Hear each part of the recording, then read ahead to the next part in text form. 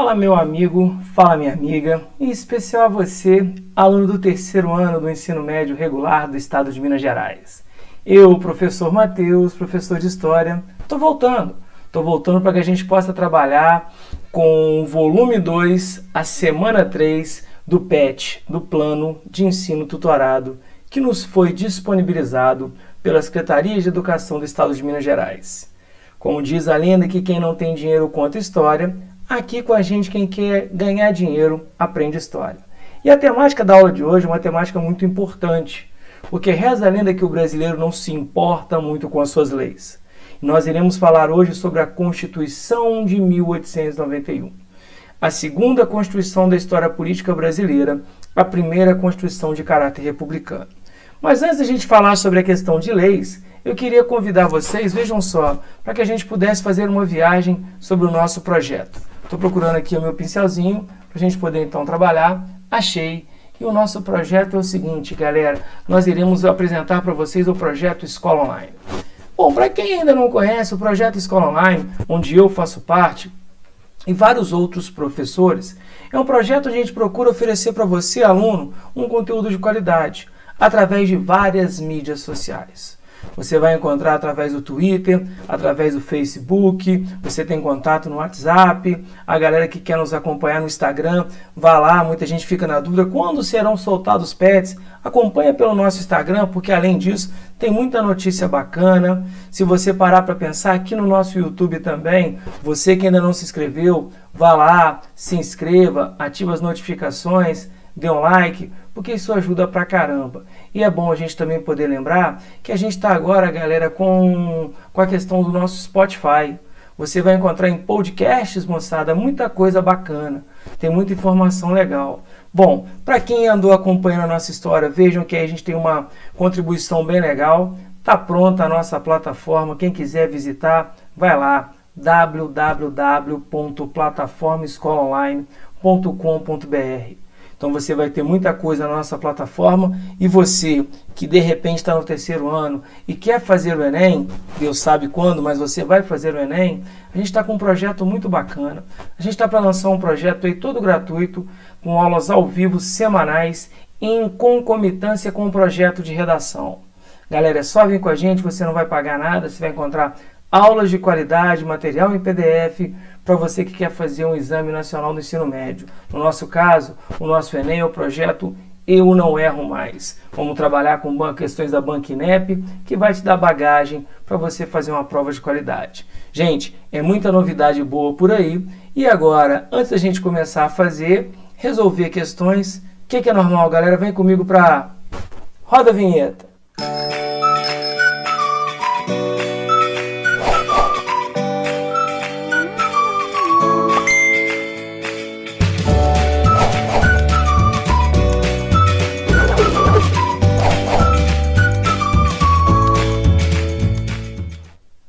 Bacana, né? Então agora a gente pode começar a trabalhar. Vamos lá, galera, brincar um pouquinho com a nossa Constituição. Esse ano, em 2021, moçada, a nossa Constituição de 1891 está completando 130 anos. Que Constituição é essa? Galera, quando a gente fala sobre a ideia de Constituição, você percebe que muita gente diz que o conceito de Constituição vem lá na Idade Média, quando o senhor feudal chamado João Sem Terra, ele vai criar na Inglaterra o conceito inicial, que seria a origem de tudo. Em 1215, galera, você vai criar uma ideia de regulação. E daí por diante, vários outros estados nacionais começam a adotar constituições. O Brasil ele tem algumas constituições, para dizer fato, algumas mesmo, e eu vou falar ao longo da nossa aula. E quando a gente começa a perceber que um país tem muitas constituições, isso indica que o país não respeita muito as suas leis. Mas o que é essa Constituição de 1891? Vem aqui comigo, galera.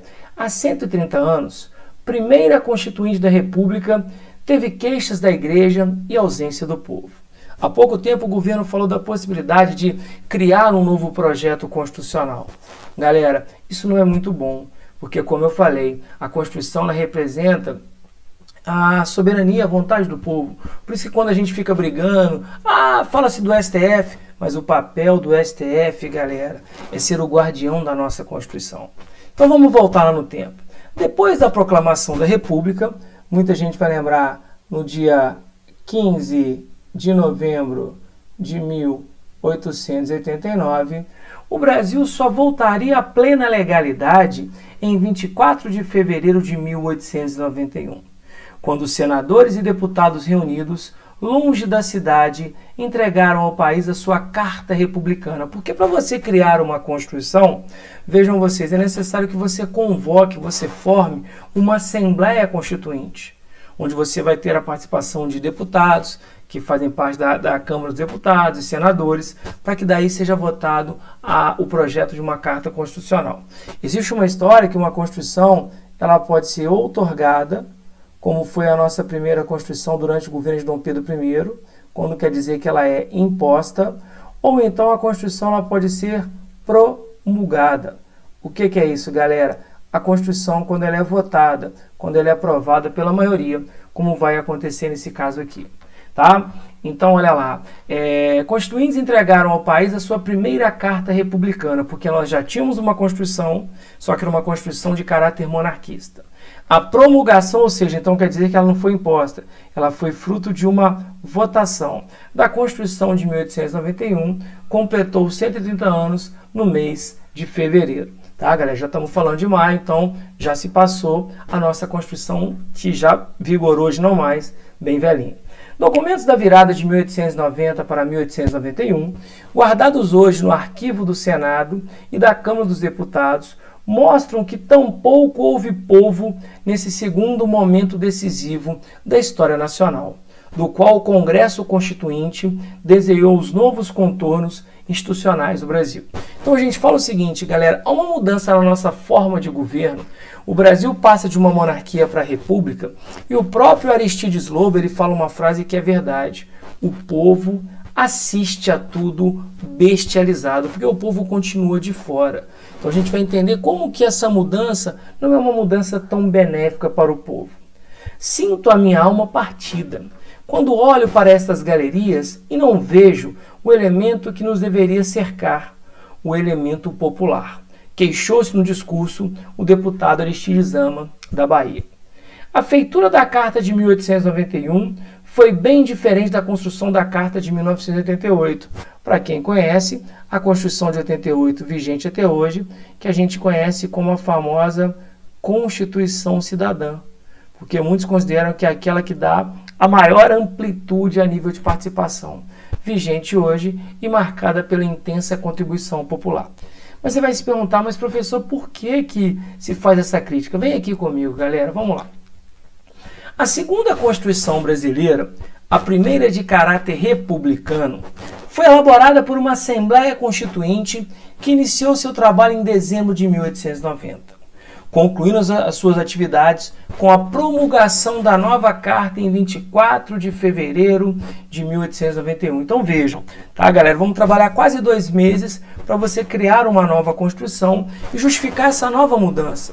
Porque não basta proclamar a República se eu não tenho leis que salvaguardam, que protegem a nossa República. A Carta Constitucional de 1891 sofreu forte influência dos Estados Unidos. E aí eu posso afirmar para vocês o meu recalque, enquanto professor de História, e agora há pouco tempo me tornei bacharel em Direito, ainda não advogado, mas eu tenho aqui o meu recalque. Porque os americanos eles têm uma Constituição, que foi promulgada em 1787 e ela vigora até hoje.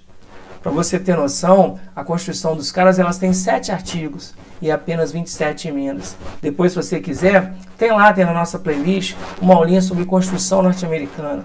Aqui eu vou assumir. Porque você sabe que o professor de História tem um carinho todo especial com os Estados Unidos. Mas nesse ponto eu tenho que dar moral para eles. Então o Brasil se inspira na Constituição americana para colocar isso em prática, galera. E nessa nova Constituição, o que aconteceu? O Brasil se torna uma república, então deixamos de ser monarquia para nos transformarmos em república. O federalismo, ou seja, você passa a transformar o Brasil em uma federação com estados que vão gozar de uma certa autonomia, eu vou falar um pouco sobre isso. O casamento civil, pois até então o casamento ele só existia no cunho religioso, e a separação entre igreja e Estado. Muita gente vai lembrar que quando o Brasil tem a sua primeira Constituição, a de 1824, o Brasil ele era um Estado católico. A partir de 1891, o Brasil se torna um Estado laico. Eu não tenho uma religião oficial. Inclusive, galera, o Brasil é um país onde se prega a tolerância religiosa, mas dia após dia nós somos bombardeados com notícias de intolerância religiosa em nosso país. O que transformou o Brasil em um país oficialmente laico. Então nós não somos desde 1891 um Estado católico como já fomos, e sim um Estado laico. Além disso, determinou a tripartição de poderes. O que é isso, galera? Você vai lembrar que na nossa primeira Constituição, o Brasil tinha 4 poderes. Tá? Não sei se muita gente vai lembrar. Quais eram os 4 poderes? Executivo, legislativo, judiciário e o poder moderador. Com essa nova Constituição, que passa a vigorar, o Brasil passaria a ter 3 poderes. Ou seja, nós não teríamos mais o poder moderador, que na prática todo mundo lembra, só serviu para dar poder para o imperador, e o Brasil passa a ter 3 poderes: executivo, legislativo e judiciário. E houve também a ideia da descentralização administrativa, ou seja, a partir do momento que o Brasil se torna uma federação, você dá um pouco mais de poder para os estados. Essa última ação possibilitou que os novos estados obtivessem uma autonomia para legislar conforme seus interesses. O federalismo na Constituição de 1891 conferia um caráter liberal ao documento. Apenas em 1926, durante o governo autoritário de Arthur Bernardes, que governou em estado de exceção durante quase todo o seu mandato, foram realizadas modificações que possibilitaram uma maior centralização do poder federal. Então, qual que era a lógica? Desde a época do Império, você já tinha uma preocupação de diminuir o poder na mão do executivo e dar mais poder para os estados. Por isso a ideia de federação. Tanto é que quando você fala da inspiração norte-americana, claro que a gente não chega a ter tanta autonomia. Mas se eu perguntar a você, qual é a maioridade penal nos Estados Unidos? Você vai falar, professor, depende. Se você parar para pensar, tem pena de morte nos Estados Unidos? Você vai pensar na hora, tem. Eu te pergunto, em todos os estados? Ah, tem prisão perpétua? Tem, em todos os estados? Então, isso indica um pouco dessa ideia de autonomia. Show de bola? Então vamos lá, galera. Aqui você tem a capa da nossa Constituição Republicana de 1891. Segue o barco aqui para a gente continuar entendendo. Com relação ao direito de voto, e é aqui que mora o grande problema, a nova Constituição apresentou uma considerável evolução comparada com a Carta de 1824. À medida que estabelecia o voto universal, e aí eu vou fazer uma ressalva aqui, o voto universal masculino no lugar do voto censitário. Muita gente vai lembrar, o que é o voto censitário? Durante a nossa primeira Constituição, só podiam votar homens com renda comprovada. E a partir da nossa Constituição Republicana, a gente vê uma mudança. Que mudança é essa? É importante ressaltar que, apesar dos avanços, ainda existiam limitações. E é aqui que mora o problema, galera. Existiam limitações significativas à participação política. Isso porque o direito ao voto estava restrito aos brasileiros maiores de 21 anos. Olha só, brasileiros, homens com mais de 21 anos, excluindo-se vários grupos como mendigos, analfabetos, soldados e religiosos. Esses 2 últimos não tinham direito a voto, pois estavam sujeitos a uma hierarquia. Eles já tinham uma hierarquia dentro das Forças Armadas e da Igreja, então não podiam votar. Mas olha onde mora o problema, a restrição ao analfabeto. Vamos lembrar que hoje, galera, educação é dever do Estado e da família, direito de todos. Inclusive, vá você manter uma criança em idade escolar fora. Isso gera problemas sérios. Então, hoje educação é direito de todos, naquela época era luxo. E aí que mora o problema. Se antigamente as pessoas podiam votar só por causa de renda, agora você coloca como critério de votação a questão da escolaridade. E aí você tem o seguinte, nessa época pouca gente sabia ler e escrever, era alfabetizada, então você continuava na exclusão de uma parcela significativa da população. Vale lembrar que o Brasil, nesse contexto, apresenta um desenvolvimento educacional atrasado, se comparado a outras nações. Se hoje nós temos problema, imagina então naquela época. Além das nítidas limitações democráticas mencionadas, as votações eram abertas, ou seja, você tinha que falar em quem você ia votar. Possibilitava-se, então, o controle dos currais eleitorais. O que é isso, gente? São aquelas regiões, muita gente vai lembrar, quando nós falamos sobre os currais eleitorais, que eram comandados por que nós conhecemos como os coronéis. Quem são os coronéis? Lembra? Não são coronéis de carreira, mas são aqueles grandes fazendeiros. Então isso facilita muito a gente entender daqui a pouco a máfia do café com leite, o voto de cabresto, tá? Então isso faz parte, infelizmente, dessa prática, dessa Constituição que passa a vigorar. Mas, falando disso, vamos ver o que o PET nos pergunta, o que o PET nos coloca. Gente, o número de eleitores da República. Então esse texto eu achei maravilhoso para você entender que o que muita gente acha ser uma melhora, na prática foi uma piora. Vejam só, galera. Leia o texto abaixo, retirado do livro República do Catete. Catete, tá, galera? Catete, tá? Que é um bairro do Rio de Janeiro, onde você tem lá o Palácio do Catete, antiga sede do governo federal, da historiadora Maria Alice Rezende de Carvalho. A escritora desconstrói o mito de que a proclamação da República significou um aumento da participação popular na política brasileira. Segundo ela, desde a crise do Império, por volta de 1870, a porcentagem do eleitorado em relação à população total do país caiu. Diante disso, conclui que a República frustrou as aspirações políticas de vários setores sociais. Então o que ela fala? O que muita gente acha que é mudança, não, que eu mudei de monarquia para república, não tem mais o voto censitário por renda e o voto agora é para todo homem que seja alfabetizado, ela vai provar que não é assim. Venham aqui comigo no texto. O decreto de 19 de novembro de 1889 estabelece nova qualificação eleitoral. Trata-se da primeira regulação republicana no Brasil, a respeito dos critérios de inclusão da população no mundo da cidadania política. Pelo decreto, eliminam-se as restrições censitárias do Império, mas prossegue a exclusão dos analfabetos imposta pela Lei Saraiva, decretada em 1881, durante o período imperial. Essa lei proibiu o acesso de voto aos analfabetos, reduzindo consideravelmente o número de eleitores. Então, galera, na época do Império, você já tinha uma preocupação em não permitir que os analfabetos votassem, tá? Agora, olha só, gente, a nova lei propiciou um acréscimo do eleitorado, se levarmos em conta o número de eleitores definido pela última reforma eleitoral do Império. Se a memória, contudo, alcançar o contingente eleitoral brasileiro, quantificando o censo de 1872, que era em torno de 1,1 milhão de eleitores, ou seja, 11% da população, o decreto republicano é tímido. Enquanto com a Lei Saraiva, o eleitorado passa a representar cerca de 1% da população, com a República, levando em conta as eleições presidenciais de 1894, o percentual alcança 2%. Então ele fala, olha só, na época do Império votava só 1%. E aí quando se implanta a República, acaba o voto censitário, você fala, poxa, geral vai votar. Gente, o percentual passa para 2%. Então, é o que eu falo, você continua excluindo o povo. E aí você discute muito, não, vamos trazer de volta o voto impresso. Gente, retrocesso. Mas vamos seguir aqui. O que está acontecendo, galera? Vamos lá? Então é o seguinte, uma questão adaptada à Universidade Federal de Goiás.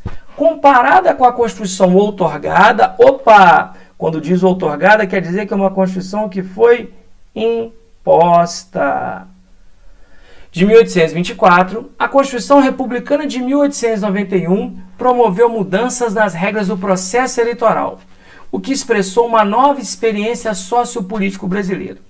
Uma dessas transformações é identificada na... O que mudou da de 1824 para 1891? Galera, extinção do voto censitário, ou seja, em 1824, quem podia votar? Quem tinha renda. E a partir de 1891, você pode colocar para votar quem for alfabetizado. Então você fala assim, Mateus, espera aí. Então quer dizer, se não tem mais o voto censitário, essa aqui de cara já está certa. Mas você, quando é letra A, você fica na dúvida, você nunca confia no seu potencial. E aí você vai ver por que as outras estão erradas. Letra B, adoção do voto obrigatório. Galera, não. Isso é uma coisa mais recente. Instituição do voto feminino, galera, não. A mulher só passa a votar no Brasil em 32, sendo oficializado em 34. Manutenção do voto indireto? Não, porque o voto ele é direto. Exclusão do voto dos militares? Galera, olha só. Ah, mas você falou no texto que os militares não podiam votar. Eu estou excluindo aqui não todos, mas em sua quantidade os soldados. Então, galera, o que eu estou fazendo? Eu estou acabando com o voto censitário, ou seja, que é o voto que quem tem renda, para o quê? Para implementar o voto ao alfabetizado. Então, a letra A, já mais certa, tamo junto, fechamento. Beleza? Vamos ver aqui, galera, o que está pedindo a questão número 2. A Constituição de 1891 foi a segunda Carta Magna do Brasil, sendo a primeira com características republicanas. Considerando o texto legislativo, preenche os quadros indicando as principais transformações que ocorreram em relação ao período imperial no que tange os seguintes aspectos. Então, o que ele quer que você faça aqui? Uma comparação entre 1824 e 1891. O que ele vai chamar a atenção? Qual que era a relação do Estado e Igreja, sistema de governo e participação popular. Galera, não acostume, mas eu fiz esse quadrinho para facilitar a vida de vocês, tá? Então, o que eu coloquei aqui? Comparei as duas constituições para a gente não ter problema. Não deveria, mas eu fiz isso porque vocês moram aqui no meu coração. Vamos lá. Relação Igreja e Estado. O que dizia a Constituição de 1824? Galera, que o Brasil tinha por regra, por Constituição, a união do Estado e Igreja, ou seja, haviam regras como o padroado e o beneplácito, que o Brasil ele era um Estado católico.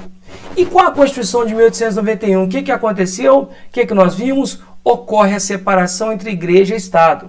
O Brasil deixa de ser um Estado católico para sermos um Estado laico, que preza a ideia da tolerância. Vejam que intolerância religiosa é crime. Então muda-se essa ideia. Sistema de governo, galera, olha só. Nós tínhamos o sistema de governo, a forma é o seguinte. Você tem aqui uma monarquia. Se a gente for parar para pensar, se eu quiser ir além, eu posso falar uma monarquia hereditária, onde o poder Onde o poder era passado de pai para filho e em caráter vitalícia. Eu posso completar aqui, ó. Eu tenho uma monarquia onde o cara pode ficar até ter um pequeno falecimento e quando tiver ou não quiser, passa para o herdeiro. A partir do momento que você implementa a república, o Brasil se torna uma república, ou seja, o que é a ideia de república? A participação de todos, tá? Federativa ou federalista, presidencialista, ou seja, nós teremos eleições para presidente, tá? Federativa ou federalista de caráter presidencialista. Então nós agora escolheremos o que? Presidente em 4 anos. É um caráter o que? De mudança. Então deixa de ser monarquia, tá? Eu deixo de ser uma monarquia vitalícia hereditária para me oficializar como república federativa ou federalista presidencialista. E a participação popular? Galera, vamos lembrar que nas duas a mulher está fora, tá? Só que na primeira você colocava apenas homens com determinada idade, com mais de 21 anos, que tivesse o que, galera? Que tivesse renda comprovada. Lembrando, moçada, que na nossa primeira Constituição você tinha representação indireta.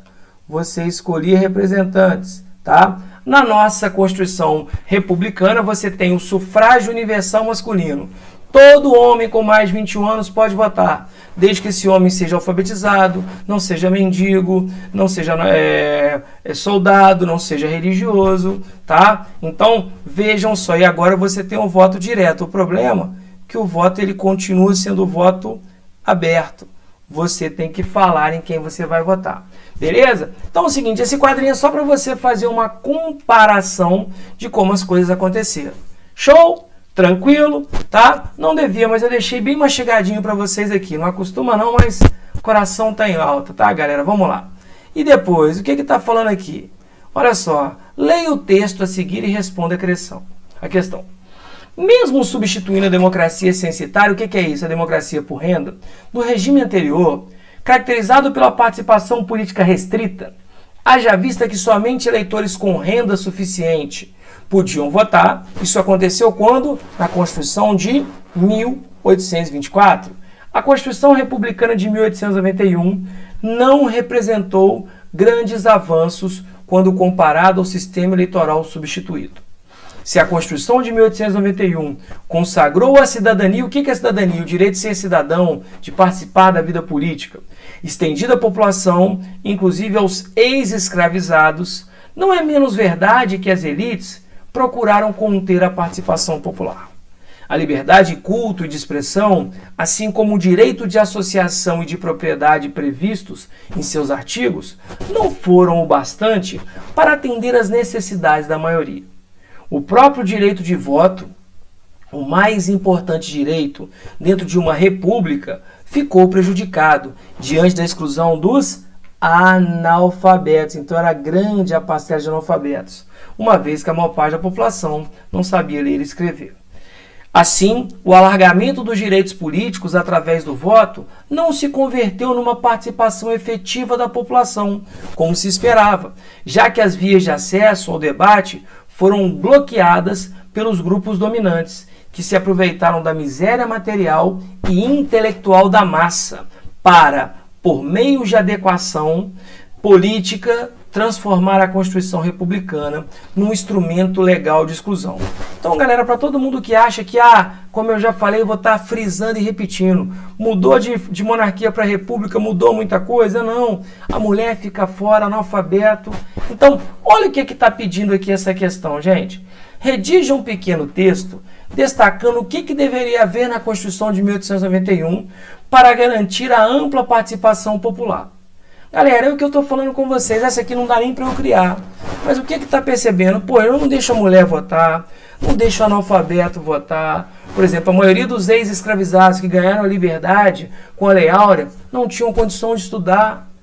Então você vai perceber que é uma ideia elitista. A nossa primeira Constituição, que ela soa com uma ideia de uma Constituição para todos, nós vamos ver que na prática não é assim. Então eu vou deixar para você esse desafio para fazer um textinho entendendo o que eu precisava fazer para ampliar. E vou dar uma sugestão. Galera, quem curte esse assunto, dá uma olhadinha.